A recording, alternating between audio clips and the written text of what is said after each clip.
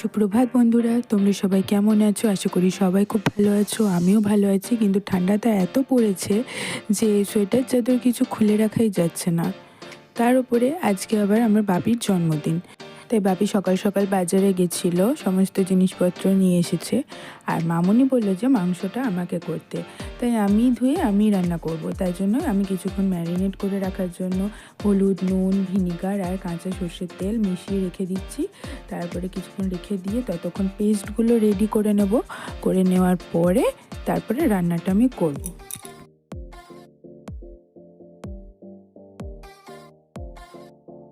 বাদবাকি জিনিসগুলো ভাজা, ডাল যেগুলো হবে সেগুলো এদিকে দিদিভাই বসিয়ে দিয়েছে দুদিকে দুটো কড়াতে। এবার এগুলো রান্না হয়ে যাওয়ার পরে তারপরে আমি মাংসটা করব। ততক্ষণ এগুলো ভাজা করে নিচ্ছে দিদিভাই, আর মামুনি এদিকে সব সবজি কাটতে বসেছে। আর আমাদের কি হয় যে মামুনি সমস্ত কিছু কেটে কুটে দেয়, আমরা রান্নাটা করি। একদিকে বেগুন ভাজা আর একদিকে বিটের ছেচকিটা হচ্ছে, তো আমি দাঁড়িয়েছিলাম বলে আমি একটু বিট ছেচকিটা একটু নেড়ে দিচ্ছিলাম। তো এটা করতে করতে আমি আবার ঘরে গেলাম, বাউনি বাঁধা হয়েছিল, তো ঘরের খড়গুলোকে খুলতে গেলাম, যে কটায় বাউনি বাঁধা ছিল চারিদিক থেকে সব খুলে নিয়ে প্লাস্টিকটার মধ্যে রাখা হচ্ছে। এক সময় গিয়ে মামুনি ফেলে দিয়ে আসবে জলেতে। 10 টাকা দাও, 10 টাকা আমি দিয়েছি, 10 টাকা 10 টাকা দাও। 10 টাকা নিয়ে আয়। মামুনি যাওয়ার আগে ঠিক পেয়ে যাবে। ঠিক আছে, মামনি যাওয়ার আগে পেয়ে যাবে 10 টাকা। তুমি যাও। আচ্ছা তুমি যাও, সব দিয়ে দেবে। আমার কাছে আছে পয়সা। ঠিক আছে, দাদা ভাইয়ের কাছে চাইতে যাবো। এই যে আমি এখানে জমা রাখলাম, এই যে এখানে। মজা করেই বলছিলাম যে সবাই মিলে 10 টাকা করে চাঁদা তুলে বাপির জন্য মিষ্টি আনবো। আসলে বাপির সুগার, বাপি এমনিও মিষ্টি খাবে না, কিন্তু তাহলেও একটু নিজের ঘরের লোকের মিলেই মজা করা, এইটুকুনি। আজকে ওয়েদারটা এত খারাপ, সূর্যই উঠছে না, যে জামা কাপড়গুলোও শুকাচ্ছে না। তাই ছাদে এলাম, এসে যে ভিজে জামা কাপড় সেগুলো উল্টে পাল্টে দেবো। তারপরে আবার নিচে যাব, নিচে গিয়ে বাদবাকি রান্নাটা করব। কখনো সূর্য ডুবছে, কখনো মেঘ করে যাচ্ছে, তাই বলে রোদের তেজ একটুও নেই যে ভিজে জামা কাপড়গুলো খুব তাড়াতাড়ি শুকিয়ে যায়। আজকে ওয়েদার আমার একটুও ভালো লাগে, একটু তো ভালো। কখনো সূর্য উঠছে, কখনো ডুবে যাচ্ছে, তাও ঠিক আছে। কালকে তো আরো ঠান্ডা ছিল।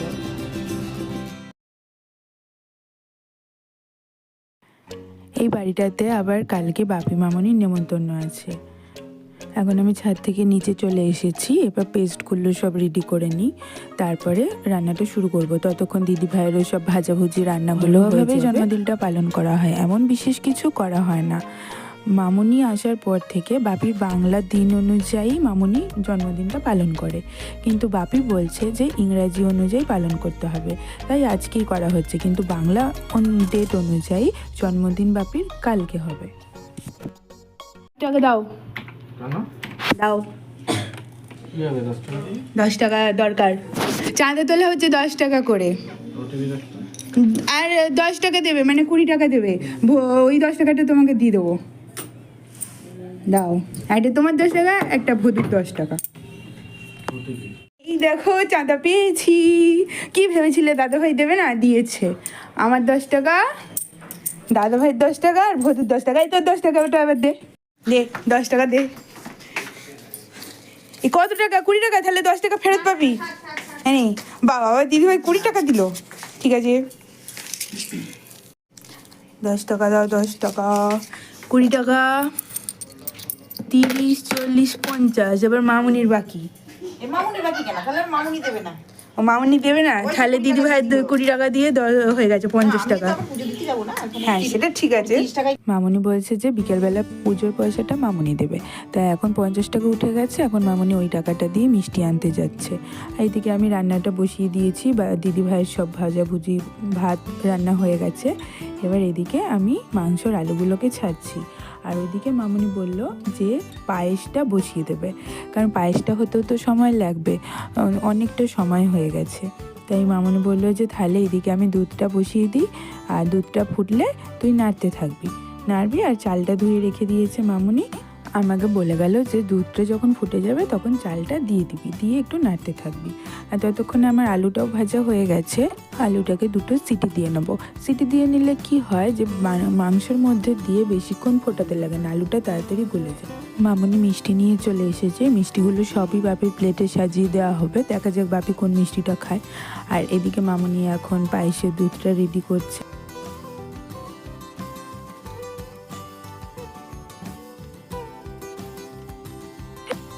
চাটনি করাই আছে। এদিকে আমি কয়েকটা আগে পাঁপড় ভেজে নিচ্ছি। পাঁপড়গুলো তুলে রেখে তারপরে মাংসটা বসাবো। আর তো ওইদিকে মামনি ততক্ষণ পায়েসের দুধটা বসিয়ে দিচ্ছে, পাঁপড় ভাজাও হয়ে গেছে। আমি আর দিদিভাই বলেছি যে আমাদের মাংস আর একটা ভাজা হলেই হবে, তো আমাদের বেশি কিছু লাগে না, বেশি ভাজাভুজি খাবো না, আজকে শুধু মাংস দিয়েই ভাত খাবো। মামনি বলছে এক তরকারি দিয়ে ভাত খেতে নেই, তার সাথে আরেকটু কিছু খেতেই হবে। তো বললাম নয় কুমড়ো ভাজা নয় শাক ভাজা কিছু খাবো, কিন্তু বেশি কিছু নেব না। মামনি দুধটা বসিয়ে দিয়ে ঘরের পুজোয় দিতে গেছে। আর এদিকে আমি দুধটা জাল দেবো, আর এদিকে পেঁয়াজটা ভাজছি। আর এদিকে মামনি চালটা ধুয়ে রেখে দিয়ে গেছে। আমাদের সাথে একটা মজার কথা শেয়ার করি। একদিন মামনি বাড়ি ছিল না, মামা বাড়ি গেছিল। তো বাপি সেদিন বলেছিল আমাকে পায়েস করতে। তো আমি তো কোনো দিনও বিয়ের আগে পায়েস রান্না করিনি, শুধু দেখেছি। তো ফোন করে আগে মামনিকে আমার মাকে জিজ্ঞাসা করে নিলাম কিভাবে করব। তো আমাকে বলে দিল দুজনেরই প্রসেসটা একই ছিল। আমাকে বলেছিল যে যখন চালটা ফুটবে তারপরে চিনি দিবি, কিন্তু কেউ বলেনি যে চালটা যখন গলে যাবে তারপরে চিনি দিবি। তো আমি কি করেছিলাম যে চালটা দিয়ে একটুখানি হতে 2-1 মিনিট পরেই আমি চিনি দিয়ে দিয়েছিলাম। তো তাতে কি হয়েছিল, তারপরে গুড় দিয়েছিলাম, কিন্তু যখন পায়েসটা হয়ে গেল তারপরে দেখি চালটা শক্তই রয়েছে, নরম হয়নি, তো হলো না। তো তারপরে জেনে নিলাম যে চালটা দেওয়ার পরে অনেকক্ষণ ফুটে যাবে, যখন চালটা সেদ্ধ হয়ে যাবে তারপরে চিনি দিতে হয়, তার কিছুক্ষণ পরে গুড় দিতে হয়। তো জেনে নিলাম। তো তারপর থেকে কোনোদিনও এখন পর্যন্ত করিনি, মামুনিই করেছে যতবার করেছে। তো ইচ্ছা আছে আর একদিন নিজের হাতে ট্রাই করব যে কেমন করতে পারি। রান্নাটা মোটামুটি ভালোই করতে পারি, টুকটাক, খারাপ খুব একটা হয় না। এক্সপেরিমেন্ট করতে খুব ভালো লাগে। তারপরে যখন বাড়িতে কেউ বলে যে এইটাভাবে করো, এইরকমভাবে করো, তখন আরও ভালো লাগে। আর রান্না করে খাওয়াতে তো আমার খুব ভালো লাগে। আমাকে যদি কেউ আবদার করে বলে যে এইটা খাবো করে দাও, তো আমি যেন আরও বেশি খুশি হই। আমার মনে হয় যে হ্যাঁ, আমি তাকে রান্না করে তার জিনিসটা যেটা আমার কাছে আবদার করেছিল আমি তাকে বানিয়ে খাওয়াতে পেরেছি, তো আমার খুব ভালো লাগে। তো এতক্ষণে এদিকে দুধটা ফুটে গেছে, তাই চালটা আমি দিয়ে দিচ্ছি, এবার নাড়তে থাকবো। আর এদিকে মাংস পেঁয়াজটাও প্রায় কষানো হয়ে গেছে। আর হ্যাঁ বন্ধুরা, তোমরা আমার ভিডিওগুলো দেখছো কিন্তু লাইক কমেন্ট শেয়ার কেউ করছো না, আমার কিন্তু ভালো লাগছে না। তোমরা দেখছো, যদি একটু লাইক অন্তত করো, আমার পাশে থাকো, আমাকে সাপোর্ট করো, তবে তো আমি আরও ভালো ভালো ভিডিও তোমাদেরকে দিতে পারবো। প্লিজ তোমরা আমার চ্যানেলটাকে একটু সাবস্ক্রাইব করে দাও, তোমাদের সাপোর্টেই তো আমি এগিয়ে যেতে পারবো। তোমাদের কাছে আমার একটাই রিকোয়েস্ট, প্লিজ আমার এই চ্যানেলটাকে সাবস্ক্রাইব করে আরও বড় করে দাও। ওরা তো আমার একটা পরিবারের মতন, তো পরিবারের লোক যদি সাপোর্ট না করে কেউ কিছু করতে পারে না, তেমন তোমরাও যদি সাপোর্ট না করো আমি কখনোই এগিয়ে যেতে পারবো না। তাই তোমাদের সাপোর্ট, তোমাদের সাবস্ক্রাইব, একটা লাইক আমার অবশ্যই প্রয়োজন। আশা করি তোমরা আমার পাশে থাকবে, আমাকে সহযোগিতা করবে আমার চ্যানেলটাকে বড় করার জন্য। আমি অনেক চেষ্টা করি কিভাবে আরও ভালো ভালো নতুন নতুন ভিডিও তোমাদেরকে দেওয়া যায়। খুব অসুবিধা হয় ভিডিও করতে, তাই জন্য দাদাভাইকে বলেছিলাম একটা ট্রাইপড দিতে, তো সে আমাকে গিফট করেছিল। দেখবে একটা ট্রাইপড যে পেয়েছি তারও আমি কিন্তু ভিডিও আপলোড করেছি। আমি ইউটিউবে একদমই নতুন, তাও চেষ্টা করছি কিভাবে আরও ভালো করে ভিডিও বানানো যায়, তোমাদেরকে মনোরঞ্জন করা যায়। তো তোমরা যদি পাশে থাকো আমি অবশ্যই আরও ভালো করতে পারবো। আমি একবার পায়েসটা নাড়ছি, একবার মাংসটা নাড়ছি, একবার পায়েসটা নাড়ছি, একবার মাংসটা নাড়ছি, করতে করতে মনে হচ্ছে যে পায়েসটা উতলে যাবে না মাংসটা ধরে যাবে। আসলে দুদিকে ব্যালেন্স করাটা খুবই অসুবিধা, নিজের জীবনের মতন। তা হলেও করতে হয়, আমরা করি, কখনো পারি কখনো পারি না। তো এদিকে চালটাও সেদ্ধ হয়ে গেছে বলে মামনিকে ডাকলাম যে মামনি আসো। মামনি পুজো করতে করতে উঠে এলো। এদিকে পায়েসটাও প্রায় ফুটে গেছে আর এদিকে আমার মাংসটাও কষা হয়ে গেছে। তাই মামুনিকে জিজ্ঞাসা করলাম কতটা জল দেবো। মামুনি পাশেই দাঁড়িয়ে রয়েছে যে একটু ঝোল ঝোল করবো না কষা কষা করবো। মামুনি বললো আর একটু জল দিতে। এবার জল দিয়ে কিছুক্ষণ ফুটিয়ে নেব, তারপরে হয়ে যাবে মাংস রেডি। আমাদের না রান্নাতে শুকনো লঙ্কা ইউজ করা হয় না, যা হয় কাঁচা লঙ্কা। আর যদি আর একটু লাল করার প্রয়োজন হয় তাহলে একটু কাশ্মীরি মির্চ দিয়ে দিই। মামুনি আগে সেটাও দিত না, তো আমি আসার পরে মামুনিকে বলেছিলাম কাশ্মীরি মির্চ আনতে। তো এখন কাশ্মীরি মির্চ আনা হয়, তো একটু একটু করে দেওয়া হয়। কিন্তু শুকনো লঙ্কা কোনো রান্নাতে ব্যবহার হয় না, তবে গোটা শুকনো লঙ্কা ফোড়নে একটা দেওয়া হয়। এদিকে মাংস আর পায়েস প্রায় রেডি হয়ে গেছে, তাই দিদিভাইও প্লেটে মিষ্টিগুলো সাজিয়ে ফেলেছে। মামুনি পায়েসটা পারছে, মাংসটা এখনো আর একটু ফুটবে, তো মাংসটা পরেই দেওয়া হবে। তো বাপিকে আগে থালা দিকে রেডি করে দেওয়া হচ্ছে। বেলাটাও অনেক হয়ে গেছে, তাই বাপি বলছে যা রান্না হয়েছে তাই দাও। আর যেদিনকে মাংস হয় সেদিনকে তো খিদে যেন সহ্যই করা যায়। আগে আমরা চেয়ার টেবিলেই খেতাম, কিন্তু ঘরের মধ্যে জায়গাটা শর্ট হয়ে যাচ্ছে যাতায়াতে অসুবিধা বলে বাপিকে শুধু দুটো চেয়ারে দেওয়া হয়, আর আমরা নিচে বসেই এখন খাই। আমি আজকে শুধু শাক ভাজা আর মাংস নিয়েছি। আমি আগেই বলেছিলাম আমি আর বেশি কিছু কিন্তু খাবো না, মাংস হলে তো কিছু লাগেই না, তাও মামুনি বললো বলে শাকটা নিয়ে। আমরা সবাই ঘরে বসে খাচ্ছি, আর বাপির আবদার বাপি বাইরে বসে টিভি দেখতে দেখতে খাবে, তাই ওখান দিয়ে টিভি দেখে খাচ্ছে। দুপুরবেলায় সব পাঠ কমপ্লিট করে এবার সন্ধ্যাবেলায় মামুনি যাবে বাপির নামে পুজো দিতে, তাই বললো আমাদেরকেও যাওয়ার জন্য। তাই আমরা দুজনেও রেডি হয়ে নিলাম, দিয়ে 3 জন মিলে গেলাম পুজো দিতে। এই মন্দিরে এসেছি, এটা হচ্ছে ঝাউতলা কালীবাড়ি, এর পাশে দিয়েই বয়ে গেছে গঙ্গা। এই মন্দিরে নিজস্ব ঘাটও আছে, যখন গঙ্গা স্নান করা হয় এই ঘাটে এসেও অনেকে স্নান করে।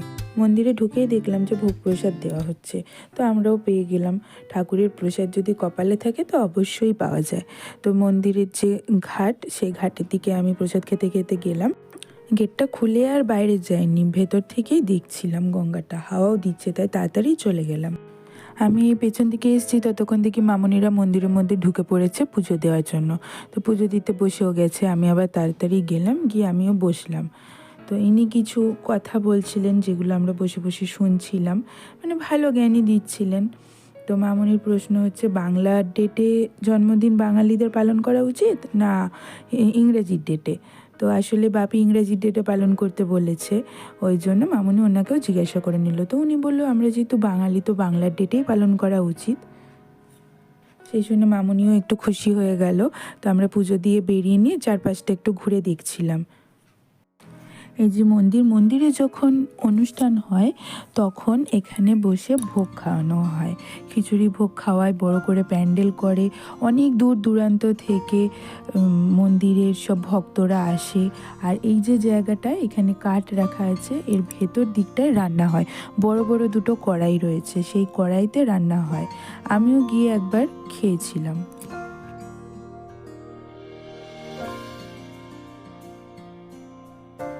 এর পাশে যে রুমগুলো রয়েছে সেখানে দূর দূরান্ত থেকে যে ভক্তরা আসে তারা থাকে। পুজো দেওয়া হয়ে গেছে, মামুনি আর দিদিভাই ওখানে দাঁড়িয়ে রয়েছে আমার জন্য অপেক্ষা করে। এবার 3 জনা বাড়ি যাব।